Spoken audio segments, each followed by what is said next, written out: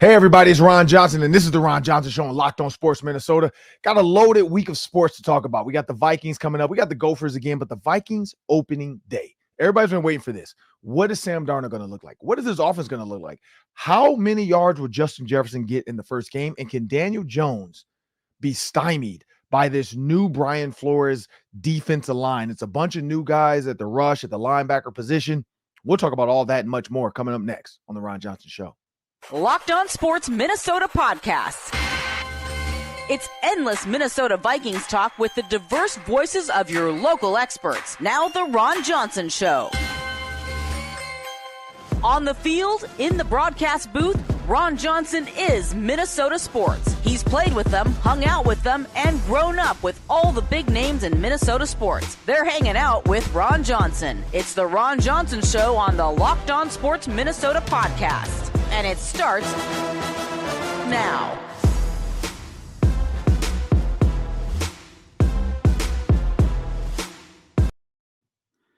Hey, everybody, it's Ron Johnson, and this is the Ron Johnson Show on the Locked On Sports Minnesota, a podcast network. Hey, everybody, I want you to understand what's going on right now in Minnesota sports. The Gophers are back. The Vikings are back on Sunday. Everybody has been waiting for this for the longest.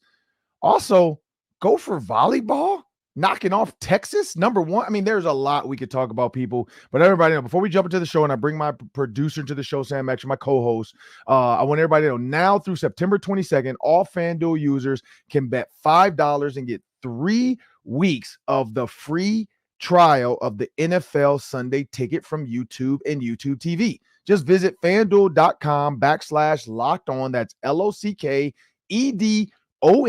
to get started. Again, that's FanDuel.com/locked-on to get started. Who doesn't want a 3-week free trial of the NFL Sunday ticket on YouTube and YouTube TV? I know I do. Make sure you guys go in there and get that. Well, as we get into this show, we got to talk about the Vikings. Now, there's a lot going on in Minnesota with sports. We got the Gophers losing to North Carolina. We got Gopher volleyball, though, beating the number one team in the country, Texas. I mean, there's a lot we could talk about, but we got to talk about the Vikings. We're going to talk a little Gophers today, too, but as I bring my producer to the show, Sam Ekstrom. Sam, the Vikings are headed to New York, the Big Apple. Dun, dun, dun, dun, dun, dun, dun, dun, dun. Start spreading the news. Justin Jefferson's coming to town. It's gonna be. We don't know what it's gonna be. We don't know what it's gonna be, Sam. We know Justin Jefferson's good. We know Aaron Jones has been good in the past. We know I was about to say Trent Williams because he just signed a ton of money, but we have a Trent Williams, the younger version, Christian Darrisaw. We know he's good. Brian O'Neill is good.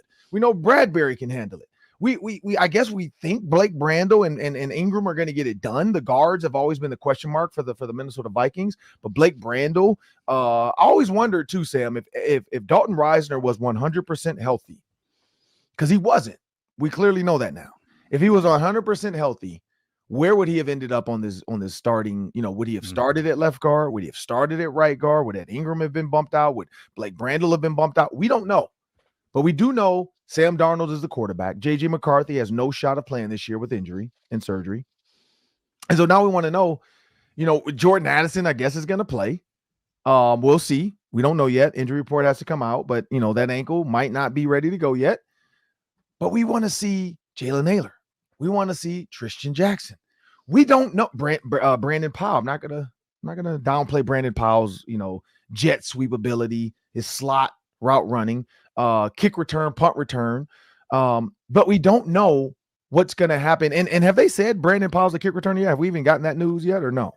Myles Gaskin was apparently in the mix. So he's a practice squad guy, but they can elevate him and then they can eventually sign him to the roster. But I think KOC indicated that Gaskin might be the guy there. That's a little unclear because they're putting 2 guys back, Ron, right? Correct. In a lot of cases, there's 2 guys. So Powell and Gaskin might be the 2. So as I said before, if you don't remember, you can go back to the football party shows. You can go back to the Ron Johnson show a long time ago, and we'd have to find it. Sammy, you remember this? You kind of remember this, maybe you don't. But I said a punt returner is going to be back there on kickoff return with this new look. I was like, you need a jitterbug. You don't need a straight line guy. You need a guy that can cut, stick a foot in the ground, and get moving. That was not Kene Nwangwu. Now, I didn't think Kene would get cut, but I did say this feels more like Cordero Patterson, punt return-ish stuff. A guy, that can make a cut and then go, who still has top-end speed. A guy like Brandon Powell who can catch punts. That's why Thayer Thomas, I thought he had a shot maybe to be the kickoff returner, punt returner guy, and you still have 5 receivers. They do have 6 receivers right now, but I'm guessing they're probably going to elevate 5 for game day. I think Trent Sherfield is the guy that doesn't dress. But tight end, Josh Oliver, we know. Johnny Munt, we know. But what is it going to look like? Like, what is it going to look like without TJ Hawkinson? Or is this going to be a de facto, you know what, Jalen Naylor, Tristan Jackson, you're going to get a lot of these routes that we thought we'd give to TJ Hawkinson in the slot, or we're going to put Justin Jefferson in the slot. Like, we will see Sunday. But what we do know is Neighbors, Malik Neighbors is a really good receiver. We do have Bump and Run Gilmore, as he calls himself on Twitter and Instagram. So we'll see if he still has bump and run in him, or if this is more of a Brian Flores zone defense. But Sam, I'm most excited to see, and again, I've laid out a lot. I'm most excited to see in this game, Sam, before we get into the keys to the game to winning.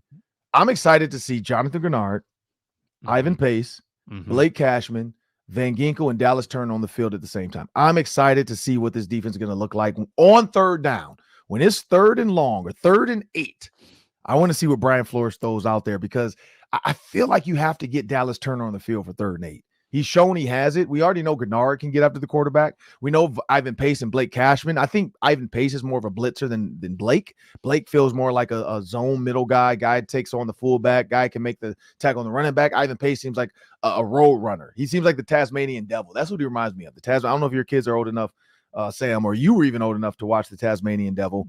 But that's what Ivan Pace reminds me of, the way he just flies around the field. But 3rd and 8, Sam, I'm more excited about that than anything with this game. I don't know. What are you excited about? Yeah, well, let me just echo that. I feel like I'm getting to know all these guys on defense for the first time. It's kind of like when the Gophers debuted, they had all these transfers that came in that I was watching for the first time, and freshmen that I hadn't seen before. That's how I feel about getting Greenard and Van Ginkel and Dallas Turner and Cashman and Gilmore on the field together. I've never seen them in a regular season game together. I haven't seen them wearing purple. Like, this is a very new experience for everybody watching this defense get unveiled. That's going to be super exciting. On offense, is it going to look cohesive? Is there going to be a layer of rust, as there so often is in the early games of the season? And how's the run game going to look? I think the run game's got to be top 5 this year. I think it has to be immaculate for Sam Darnold to be put in good situations. And it's been so lackluster for 2 years, Ron. What did they do on the drawing board this offseason? Like, what is the plan to fix the running game from a blocking standpoint? Now they've got Aaron Jones, who can do a lot with a little. Is it going to finally amount to something meaningful and give Sam Darnold the best chance to succeed? That's what I'm honing in on. Yeah, and we don't know. We don't know what this offense is going to look like. We do know if Justin Jefferson's down there somewhere, I'm going to throw the ball. That's the whole Calvin Johnson, Randy Moss old adage that their quarterbacks used to say. Randall Cunningham used to say that. Like, I know Randy Moss is down there somewhere. Matthew Stafford used to say that. I know Megatron is down there somewhere. I'm throwing it. Like, just go get it, Megatron. I think Justin Jefferson has earned that right in the NFL when you think about how many 50-50 balls he's caught, how many contested catches he's made, how many big-time plays he's made when you're like, I don't know why he made that. Oh, my goodness, I can't believe he made that catch. And so we will see if Kirk Cousins is even going to go for the Falcons. Like, an Achilles hasn't even been a full year. And so is he going to be ready to go? Is Aaron Rodgers going to be ready to go? And, with that, did Justin Jefferson make Kirk Cousins better? Or was Justin Jefferson better because of Kirk Cousins? I think Justin Jefferson was good with, you look at other receivers or other quarterbacks, but at the same time, let's be real, Josh Dobbs got Justin Jefferson killed. So Sam Darnold, we've seen some second level throws. We've seen some Sam Darnold big plays. I think Sam Darnold can get it done. But can Kevin O'Connell dial it up and get enough out of him to feel like, you know what? We might re-sign this guy for another year to let J.J. McCarthy come back after his knee injury, fully heal up and be ready to go. Not to say it couldn't be a Joe Burrow situation. I know a lot of people, like, of course, people throw all kinds of crap out there. There's the thing where they're like, oh, the Vikings are terrible and they win 3 or 4 games. The Vikings could draft a quarterback again. Like, why? who is out there that's coming out that's like, I got to go get this guy. Shedeur Sanders, I just don't know. I don't know. I don't know if that's the guy. Like, Kevin O'Connell is a great, QB whisperer. Shedeur Sanders is a runner. He can also throw. He's not a runner, but he can run. But I feel like a lot of people are going to be like thinking about what quarterbacks are out there this year, because there's not like, could he get, like, again, if Sam Darnold looks great, could he turn JJ McCarthy into that? I think so. I personally think so after watching JJ McCarthy at Michigan. He just didn't have the opportunities, but when he did, he made the throws. Some throws he threw because Roman Wilson was a really good receiver. What does he have? He has Justin Jefferson. So Justin Jefferson is 10 times the receiver Roman Wilson is. So could JJ McCarthy make those same throws and Justin Jefferson catch them? Yes, he can. Is he scared to make those throws? No, he's not. We've seen him make some. Let's go into the keys to this Giants game, Sam. And here's where I go with the keys to the Giants game of this week. One, Kevin O'Connell has to come out of the gate with something different. He can't sit back and just do the same thing over and over again and expect a different result. We know Sam Darnold can throw the ball. We know Sam Darnold is smart. We know Sam Darnold was a top 5 NFL draft pick out of college. He was considered one of the best quarterbacks in that draft. He's still around where some of those quarterbacks are not. Here's the thing about Sam Darnold that I think, here's the key. I think Kevin O'Connell has to get him lathered up. Like, he can't come out the gate with a bunch of like deep balls or deep overs, because we know that's in Kevin O'Connell's offense. I truly feel like it has to be like some kind of hitch, curl, slant, something simple that's really easy. Like, you can't start off with read routes, because that's timing. And that's, now he has to sit back and wait. And that's time in the pocket. That's expecting a perfect pocket for him to be to sit back and wait for one of the slot guys to decide, tight end or slot, to decide what route they're going to run based off the coverage. I feel like you got to come out and say, look, if the DB's 7 yards off, just throw the quick smoke to Justin Jefferson. Give him the ball right now. Let him make a play. Because when you get him going early and he's gotten his first down, like if he goes, here's what I would hate, Sam, for Sam Darnold to go 3 and out. Mm-hmm. Like to start off with something deep, because it's like the first play of the game. The Giants fans are going to be nuts. It's nice weather in New York. It's the 100th season. So there's all kinds of like giveaways and stuff they're doing and activations with sponsors to promote this game. So they're going to fill the stands up. It's the Vikings, so it's Justin Jefferson. So a lot of New York people are Justin Jefferson fans, because he's like Randy Moss right now. He's a worldwide, he's a global phenomenon when it comes to the gritty. And so you're going to have people in the stands. It's going to be loud. You have to be able to quiet the crowd. A 3 and out just puts doubt in everybody's head. Oh man, Sam Darnold went 3 and out on the first thing, and all of a sudden you're gonna see everybody put laptops up in the media thing, pulling out their laptops. Sam Darnold goes 3 and out. Kevin O'Connell's experiment didn't work. The Vikings are, a disease program, and they got to start all over again. It's time to draft. And then they're gonna start looking up quarterbacks in the NFL draft this year. It's time to draft somebody else to be JJ McCarthy's backup, or possibly push JJ McCarthy. Relax. They're not going to lose every game. Now they might, but no, they're not. They're not going to lose every game. I think you have to come out and not go 3 and out in the first. The best case scenario for Sam Darnold is a Kirk Cousins type first drive. Pass, run the ball, first down. Pass, run the ball, 3rd and short, play action, throw the ball, maybe run the ball, touchdown. Like, that would be a great start for Sam Darnold. That would be a great start for Kevin O'Connell. That would give everybody a lot of confidence.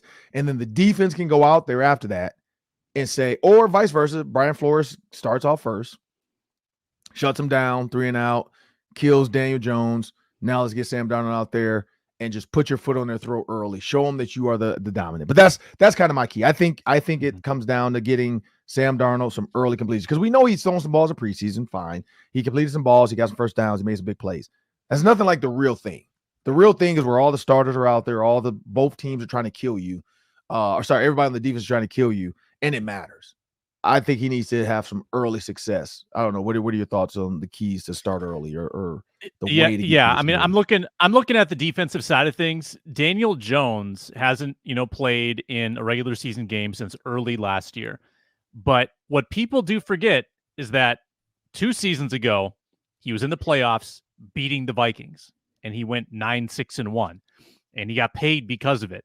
Now, he's never done anything else in the league besides that year, right? Like, if you take out 2022, I think his record is like 13 Like that's a horrible winning percentage.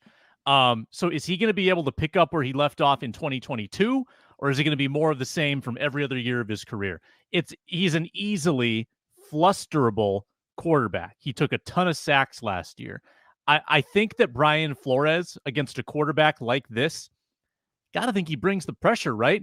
This is a blitz game for Brian Flores with all the new pieces he has. He hasn't put anything on tape yet, Ron. Isn't this where you get exotic? Isn't this where you dial it up against the team that has nothing to go off of, that can't possibly expect it?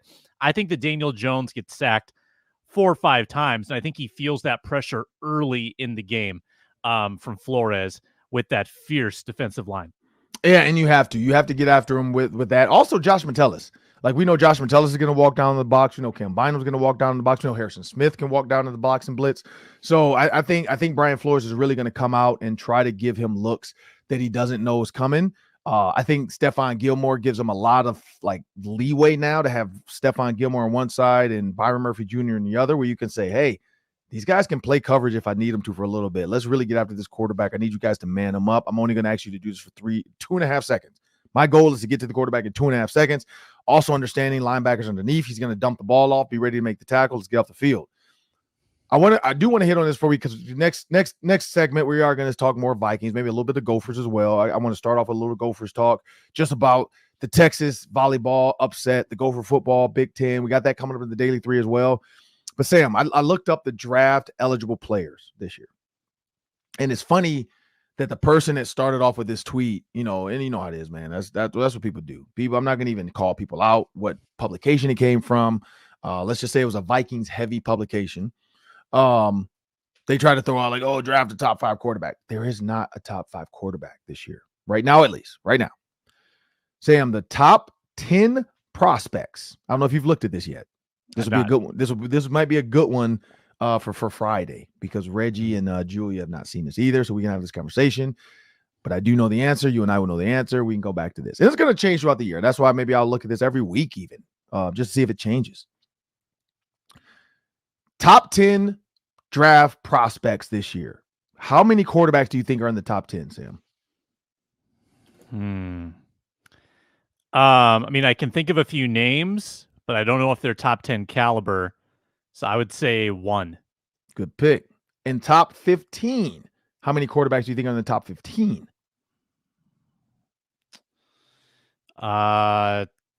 2. Good pick. Out of the top 32, so the first round picks, how many quarterbacks do you say are first round? Just in this, of course, we know it changes because some people need other positions and they draft differently. But how many quarterbacks do you think are in the top 32? 4. Perfect. Sam, you were 100%. So right now, Pure Carson, guesses.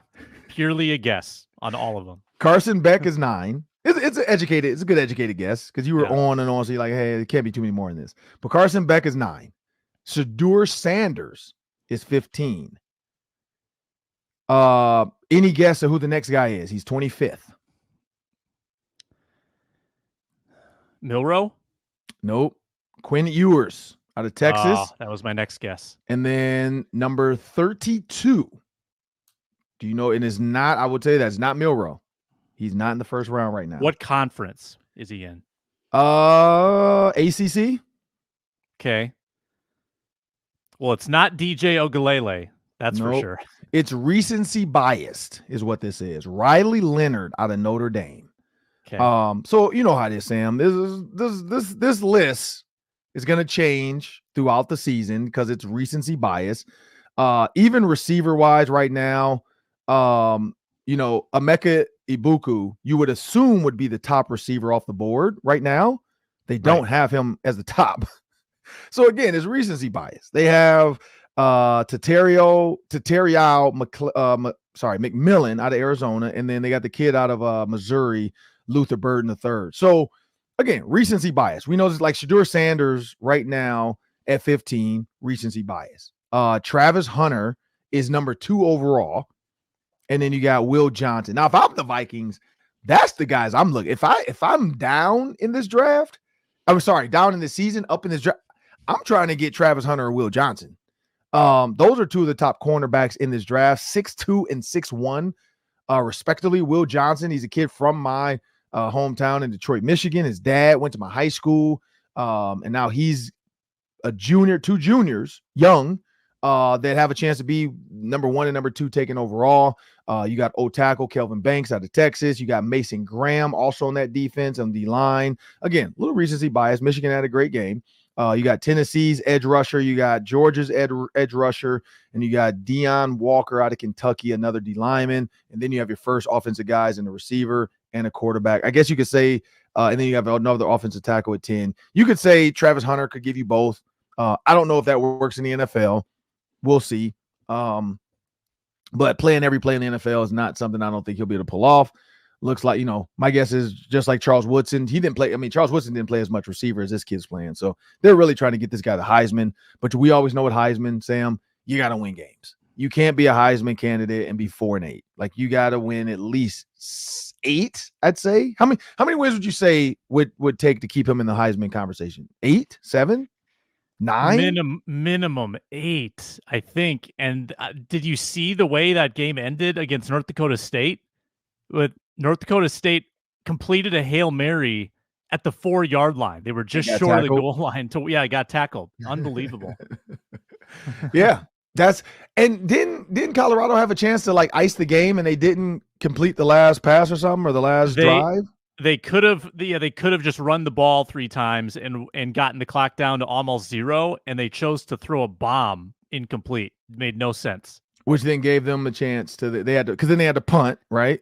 Yep, and then NDSU moved the ball. They got into Hail Mary range and then just came up short. Oh, my goodness. Yeah, because I saw a video of them joking in practice, like, "Oh man, can't believe y'all threw that bomb, man." He's like, y'all let a Hail Mary get completed. So they're joking around because they won. But imagine if they completed that Hail Mary. We've been having a totally different conversation right now. So, and they would be dominated on social media and in media today if they had lost that first game. They're probably going to have a lot of pub. I haven't looked at TV yet today, but they're probably going to still get a lot of pub. But we went a little long in the first segment. Coming up next, we are going to talk a little bit more Vikings, keep it a little shorter, talk a little Gophers, and then we got the Daily 3 coming up as well today, and we'll do all that after a word from our sponsors.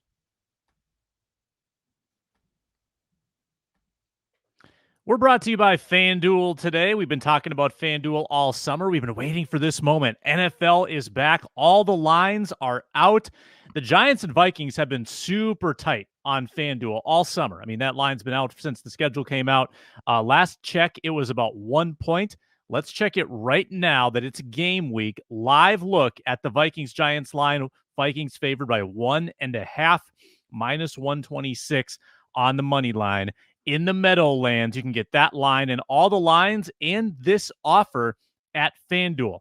You bet $5, get a 3-week free trial of NFL Sunday Ticket from YouTube and YouTube TV now through September 22nd. That's all FanDuel customers. Bet $5, get a 3-week free trial of NFL Sunday Ticket from YouTube and YouTube TV. With a YouTube TV base plan, you'll be able to watch every regular season Sunday afternoon out-of-market game. All you need is a Google account and a current form of payment, and you can cancel anytime. FanDuel.com. Get there now. Download America's #1 sportsbook and watch the games with NFL Sunday Ticket.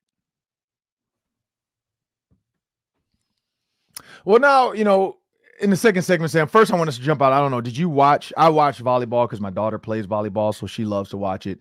And this weekend, there were a lot of great games, like Wisconsin. They played yesterday. We watched a little bit of that, Wisconsin. And it's funny, too, because somebody was like, "You're watching Wisconsin?" I'm like, yeah, I don't care. I don't care. They're good. They're really good. Nebraska's good. The Big Ten has some really good volleyball. And they got better because they added UCLA. USC has some good. Oregon has good volleyball. So for Stanford, it would make sense to join the Big Ten because you're still going to get 8 to 9 games on the West Coast. You might have to go to Minnesota. You might have to go to Northwestern. You might have to go to Ohio State, but you're only going to do that 3 times. You have enough West Coast schools and they're still giving you guys the Friday night thing you wanted. The Big Ten has now adopted Friday night football because of the Pac-10 or 12. I don't even know what they were anymore. But the Pac-10, or Pac-12, is it Pac-12? It was Pac-12 or Pac-10? Pac-12 at the end. Okay. So It sounds weird to say it because I never know what what is it? Like Big 10. We need to be the Big 18 now, or just be the big. Like, stop saying Big 10. We're just the big conference. Let's do that. But when you look at what that looks like, Stanford would make sense, as well as Oregon State, to join the Big 10. Now you add 6 teams from your conference to come over with 12 teams from the conference. And now you're sitting on, or wait, yeah, that's right. Because we went to 14. 14 teams were already in ours. And you got 14 teams, because I keep forgetting we added some teams at the end with Maryland and Rutgers. But when you add 14 teams you had, and then you add 6, you're at 20. Now you can have pods of 5. So you can have, there's a lot of things you can do where you say, okay, these 5 teams and these 5 or these 10 teams, you go west, east, and west still. And these 10 teams are going to be in one conference. These 10 teams are going to be in another. And you can go back to East and West, and you can still have a Big Ten championship, because right now they got rid of it for now because they want to see what the conference is going to look like. But you can go back to it. You can put all the East Coast teams and put Minnesota over here with Oregon and Washington and all them. And I don't know who else would come over to join those. 4 teams from the Big Ten will go over and join the West. And then you have Penn State, Ohio State, Michigan. And I'm trying to get Minnesota away from those schools. Penn State, Ohio State, you guys stay over there. Minnesota, let's go over to the West Coast. We have a better chance of beating UCLA and USC and Washington and Oregon, just because we can run the ball and we're big, and their offense and defensive lines aren't as big as we are in the Big Ten. But that's just my thought. So, Sam, looking at this past weekend, Minnesota beat Texas. Stanford, Stanford and Wisconsin. I don't know if I watched it all because we started cooking dinner. But it was some really good Big Ten volleyball. It was weird to see it on the Big Ten Network. I kept forgetting. I'm like, why is Stanford on the Big Ten Network? And I'm like, oh, wait, they're in the Big Ten now. But it's been fun watching. Now, the one thing, too, and we hadn't talked about this, the Friday night stuff. We haven't talked about that yet. We'll say that for next week to really dive into this. The Gophers play on Black Friday, Sam, because of the Big Ten, because they want to have Friday games because of the West Coast. And so now the Gophers, I have to wake up after Thanksgiving, Sam, and work. Like, blessing, yes, total blessing. But Sam, Friday, Black Friday, like I was planning on shopping. Like, I might shop on the show just to be funny. Like, I might be on my phone shopping on the show, trying to get some last minute deals. Because that's like literally that's our kids' Christmas. Like, me and my wife, we kind of plan it out. We look at like Yeti, Stanley Cups, what's out there, what's the deals for the kids we can get, and then we build their gifts. Whether it's a new iPad or a new watch or something. But the Gophers are playing on Black Friday. I was like, I was hoping they played on Saturday, but they play on Black Friday. Nothing I could do about that, which takes away of the because we were going to travel for Thanksgiving. Took that day away from me, so I have to come back on actually Thanksgiving because I'm not getting up at 5 a.m. on to make it back from Iowa to be downtown on campus by 9 a.m. I'd have to leave at 4:30 in the morning to make that drive work. Debating if I'm gonna do that or not, or if I'm gonna just drive back Thursday night after Thanksgiving, have dinner down there, drive back, or if we're gonna have to host again. I don't want to host. I'm sick of hosting Thanksgiving, Sam. I'm tired of it. I'm tired of 20-something people in my house. It's a lot of work. You got to clean up. People are spending the night here. It's a lot. But jumping back into Vikings, I talked a little Gophers. Sam, Vikings football right now. Is there anything with this roster that you think is not fully set?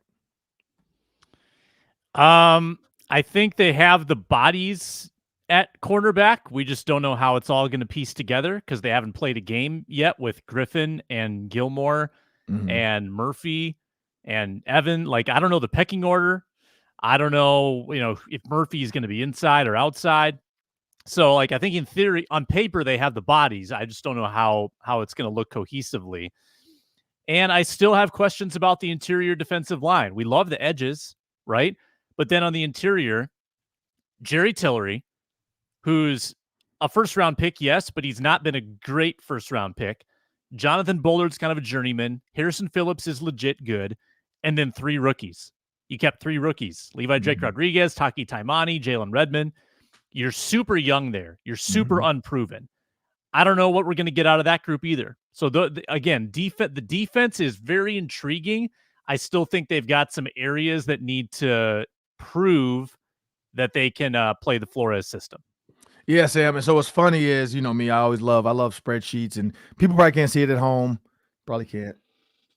Got some yellow font there. Yeah, so I highlighted some players, and this is what's funny about the highlighting of the defensive guys that I highlighted. And this was like when they, because I scratched off Andrew Booth Jr. So this must have been right when they traded for which by the way, he actually made the team. Practice squad. Yeah, I'm about to say because people were like, oh, they traded him and cut him. I'm like, they got him back. Like, so maybe the trade works out. Maybe the guy learns the system. Maybe he's just not ready to learn the system yet, and he ends up working out for the Vikings. You never know. I mean, look at Tristan Jackson. Like, he's been around for a while, and he's finally broke through. So maybe pump your brakes on that the trade didn't work, because we know that Andrew Booth made the Cowboys, but maybe that's more of a Mike Zimmer. Like, you couldn't do it with him. Watch me do it with him. Yeah, I know how to do quarterbacks. As we know, Mike Zimmer never holds a grudge with anybody. Yeah, well, we might have to talk about that in the Daily 3, because I forgot about the whole Mike Zimmer. Like, what was the whole outburst that everybody keeps talking about? Was it really an outburst, or people just making more of it than what it is? Oh, no, it was. So have you read the article? Chip Scoggins, right? He just said, I came back because, or Craig Peters, right? Mark Craig. Craig Peters, Mark Craig. Chip Scoggins, one of those guys. But Mark Craig, yeah, he said he came back. I just read the part where he said he came back because he didn't want people to remember him as a lousy coach with the Vikings. Okay, yeah. So it's one of the greatest petty articles you've ever read, Ron. And I know you love petty people. Yeah. It is unbelievable. The axes that he has to grind, the people that he calls out, the excuses, like, you got to read it. It's more to it than okay. Tell all. Oh yeah, Zimmer takes shots at everybody. It's great. Because I just read the part. Maybe I didn't read it all. I did it. I kind of read it last night, and then I don't even remember going to sleep. I went to sleep so early, Sam. I woke up at 3:20 this morning. Like, that's how early I went to bed last night. That I had gotten 8 hours, so I must have went to bed at like 7. It had to be 7 or 8 because I woke up at 3:20 and thought that it was 7 o'clock. Wow. Like. And then I would try to go back to sleep because I'm like, it's only 3:20, and I woke up again at 4:20. And then I tried to go back to sleep. Then I woke up again at like 5:20. Literally, like, I could not stay asleep. So I must have slept too much, which is great. I feel good. I'm like super energized, which is great when you're heading to a PJ Flex show today. We record the PJ Flex show today at 1:00. It's going to air tonight at 9:35, I think. I don't know why that time is the 5 at the end, but it's a weird thing of the news, how the news works. But yeah, I woke up, and then 10:35. I don't know why that time, but I woke up super early. So I've been up and like moving and going like just at it. I've been checking emails. I've been, but anyway, so I didn't read it all because I remember looking at it, and I just remember seeing the part where he said, because I thought we were going to talk about it today. So I kind of looked at it, but yeah, clearly I didn't keep reading enough because I saw the part where he says, I didn't want people to think I'm a lousy coach. And so, but he calls people out. Okay. Because I saw that people went said he went scorched earth, and I'm like, let me see this. And I didn't really look at it all. But when you think about, and maybe let's talk about that Friday for sure, or on the football party. I know you guys are probably going to bring it up, but we'll have to bring it up on the Friday roundtable as well, just to get everybody's thoughts on it. But when you're looking at this defense as whole, and what I was going back to, with the highlighted stuff I had, all the guys on the D line that were 2s, James Lynch, Jaquelin Roy, Jonah Williams, are all gone. Yeah. Like, they literally kept all the 3s. Levi Drake Rodriguez, Taki Taimani, and Jalen Redmond were all listed as 3s, and James Lynch, Roy, and Jonah Williams. I don't know if that's ever happened in the NFL, where all the quote-unquote rookie 3s make the team over the 2s who are veterans. Like, that to me, when I saw this, I'm like, because everybody else 1s and 2s were fine. D-line, D-ends, no, they're not D-ends anymore. They're outside linebackers. All their 1s and 2s, Greenard, Pat Jones, Dallas Turner, Andrew Van Ginkel, even the linebackers, all 6 of their 1s and 2s. All 4 of their 1s and 2s made it with Brian Asamoah, Kamu, Ivan Pace, and Blake Cashman. Same with the DBs. You got Byron Murphy, Fabian. You got Shaq Griffin and Caleb Evans. You got Harrison Smith, Bynum, Metellus, Theo Jackson, Jay Ward. The one that jumped everybody was Dwight McGlothern. So yeah, the D line, to me, that's weird that all the veterans. So here's the thing. Does Kwesi get credit for that? That he was able to find 3 rookies that Brian Flores, fell in love with. That he's like, look, I went out and my scout, or the scouting department. Does the scouting department get credit for that? Like, here's some late round guys, some free agents that you guys really need to look at. So I don't know. I don't know who to give credit there. Yeah, I don't, because you cut Jaquelin Roy, that was also a Kwesi draft pick, so it kind of cancels out in that way too. He signed Jonah Williams like that, so what it tells me, Ron, is that Kwesi is not held captive by draft status or free agent status. Like, they're just going to take the best guys. Right. They're not going to I think Spielman did this. I think they would always give the precedent to guys that were draft picks, guys that were acquired in free agency, because they had ego, they had pride. I don't think Kwesi has that, which is good. Yeah, and that's the problem with like ego and pride and like sticking with guys. Yeah, maybe because people try to hate on the analytics side of it, and like he's such an analytics guy. I don't know if that works in football. We'll see. Because like again, this is now. So for Brian Flores' defense, and I don't know if you see it this way. This is how I look at it. This is the first year with Brian Flores' defense that he's gonna have guys that he likes. Like as far as the Vikings defense goes, like he was given pieces and he had to work with them. Danielle Hunter, DJ Wanham. Like let's put some square pegs in some round holes and see if we can make this 3-4 work. Now he actually went out and found outside linebackers that play the position in Van Ginkel, Greenard. They drafted Dallas Turner, who was a true outside linebacker who can play in the 3-4 defense. So we'll see. Because this is what he wanted. This is the pieces he wanted. Because he said, I wasn't able to do certain things. I wasn't able to drop. Like, Danielle Hunter never dropped back into coverage. So how can I fool a quarterback in the 3-4 system to think Danielle Hunter is not rushing? He's rushing every time. So I'm counting him in the rush.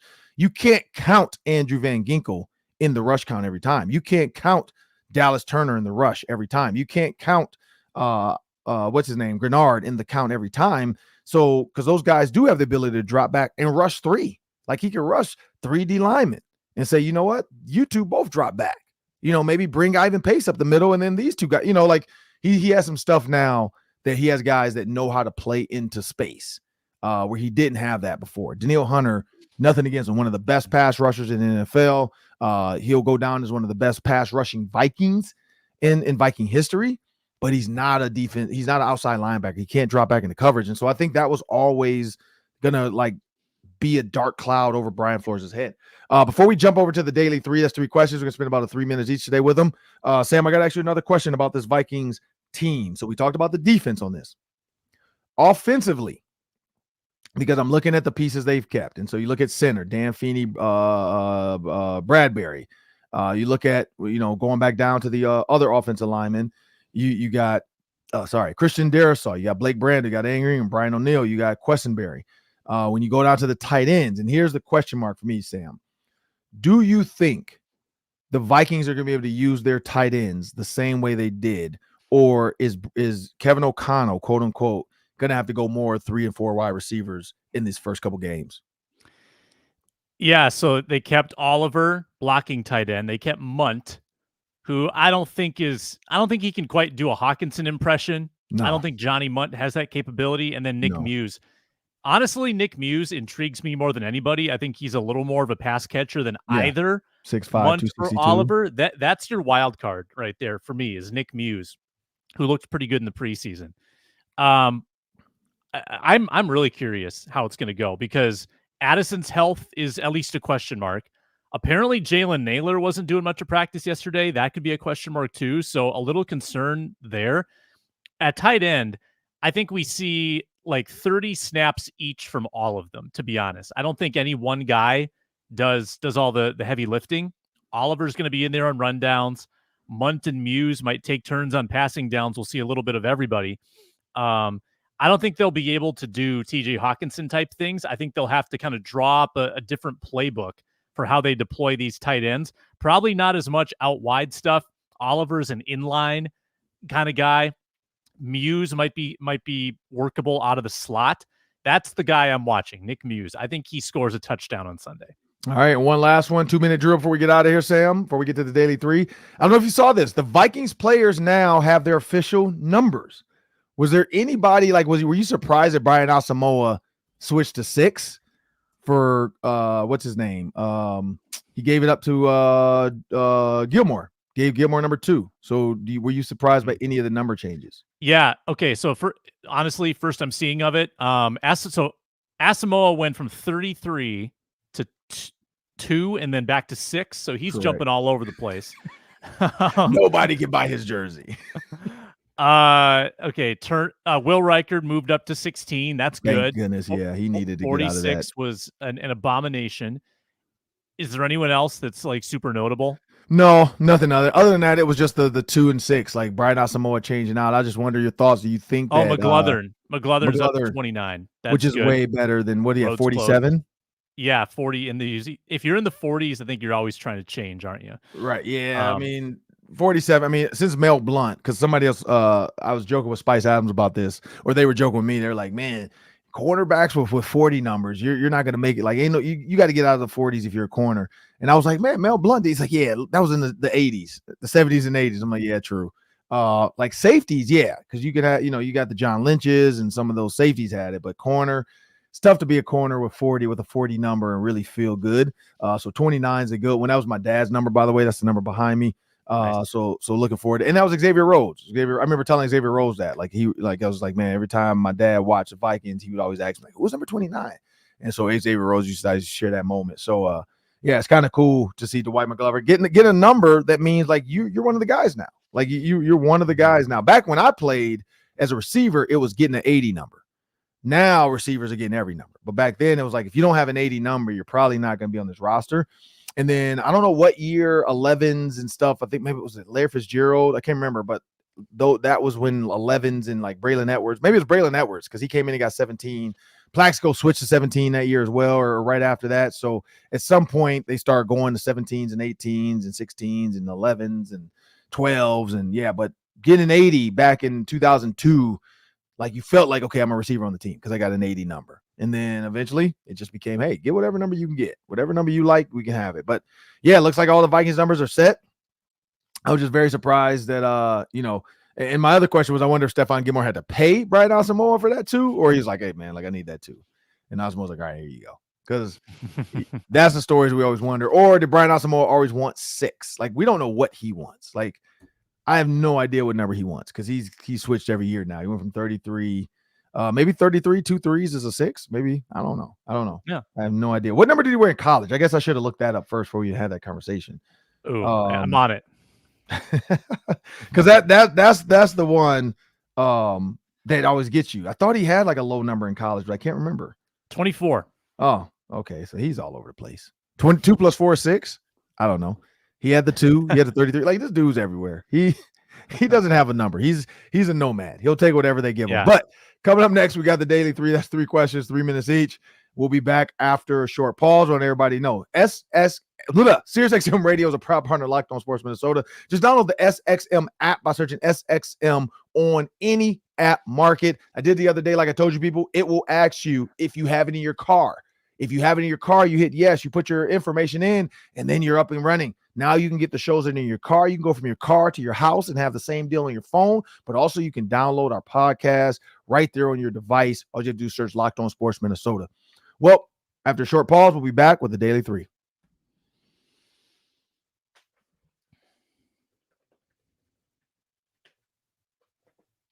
Well, now it's time for the Daily 3, Sam. We're going to be quick today. 3 minutes. 3 questions, about a minute each. Take it away. All right. Let's take the temperature on Max Brosmer coming off his first game as a Gopher, 1917 loss against North Carolina.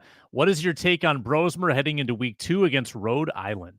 Quarters 1 through 3, I wasn't impressed. I'm going to get a chance to talk to PJ Fleck about that today. I'm trying to get an idea. I got like 2 hours. I'm trying to get an idea how to cultivate the question because I know I don't want PJ to be like, So I'm trying to figure out how to cultivate the question and get that answer out of him as well. Here's my thoughts. First through 3 quarters, I feel like there was some stuff missed. I feel like there were some plays that probably could have went a different way. I feel like there were some late throws, whereas in the Big Ten, you're playing North Carolina. Older defense. These are veteran guys. They had 1 sophomore starter. The rest of the guys are juniors and seniors, grad transfers. You cannot throw the ball late. You have to throw the ball on time, and he's a little late. Fourth quarter, up-tempo offense, he looked great. So I hope that that's a little bit of the plan moving forward for Coach Harbaugh. I don't know. What are your thoughts? Yeah, I was disappointed in the run game. I thought the run game did him no favors. So he wasn't in advantageous situations. I feel the same way about the Gophers run game as I do the Vikings run game. These quarterbacks need a little help. Gophers run game is usually much better. I think that can improve a lot, and I think that'll help Brosmer out tremendously. Speaking of college football, the Big Ten went 17-1, Ron. Gophers the only defeat. However, I'm going to say this in defense of the Gophers. There were not many tough opponents on the schedule. I'm giving props to USC with a great win against LSU in Vegas. Other than that, these are the opponents that Big Ten teams beat in week 1. I'm going to rattle them off fast. Mm-hmm. Western Michigan, Florida Atlantic, Eastern Illinois, Howard, Weber State, Hawaii, Fresno State, Idaho, Miami, Ohio, UTEP, Florida International, Akron, Indiana State, UConn, Illinois State, and West Virginia. That's a decent one, but not a lot of tough competition there. But what stood out to you about Big Ten play in week 1? So strong. I'll say the Big Ten play was strong. You look at the teams. I mean, even though Ohio State played Akron, 52-6 is a statement. Like you have to beat teams like that you're supposed to beat, and that's why I think Ohio State did it. You look at Michigan and Fresno State, same thing. Will Johnson closed it out with a big time interception on a bubble screen. You look at Oregon, new to the Big Ten, pulled off a win over Idaho. But yeah, you're right. USC I think was the biggest one. That was an upset of 13 LSU, so that made the Big Ten look even stronger as a conference now. Where now people are going to start to talk Big Ten versus SEC. I don't know. I'm like the Big Ten's looking really strong versus the SEC right now. And so I think that, Texas A&M losing to Notre Dame, that doesn't help out the SEC's, conversation. Now, Alabama did beat Western Kentucky 63-0. So they still look strong, but University of Miami, Florida, the ACC beats the SEC Gators 41-17. So can you say the Big Ten is the strongest conference right now? I'd say, yeah. Probably could. Last one, we have some leaks. Some photos came out of a photo shoot involving Anthony Edwards in a Justin Jefferson jersey and Justin Jefferson in an Anthony Edwards jersey. What is happening and what can we expect from that, Ron? That looks awesome. Sounds like by the fall, maybe like later into the fall, winterish, that this photo shoot's coming out, like the final images. But yeah, I hate when they leak stuff like that if they were trying to play. But maybe they leaked it on purpose to get the excitement up for people to be ready for this to come out. I'm not sure who did it. I don't know if it was Bleacher Report or whoever is doing this photo shoot, or it looks like it was a different outlet. But I'm excited. I'm excited to see just what it looks like. Like it's a Randy Moss.